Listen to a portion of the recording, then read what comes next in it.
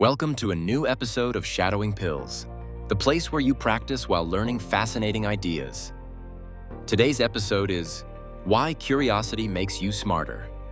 Curiosity is one of the most powerful tools for learning and personal growth.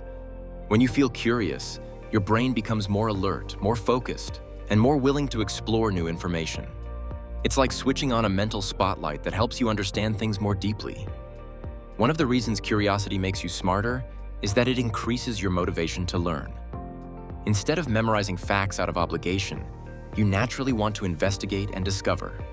This active engagement strengthens your memory and improves your ability to connect ideas. Curiosity also boosts creativity. When you ask questions such as, "Why does this work like that?" or "What happens if I try something different?" you open the door to new perspectives. These questions lead to innovation, problem solving, and original thinking. Another benefit is that curiosity reduces fear of failure. When your focus is on learning rather than being perfect, mistakes become opportunities. You become more resilient and more open to experimenting, which accelerates your personal development. And here's something interesting. Curiosity spreads. When you show genuine interest in the world, people respond positively, conversations become richer, and your environment becomes a place full of possibilities.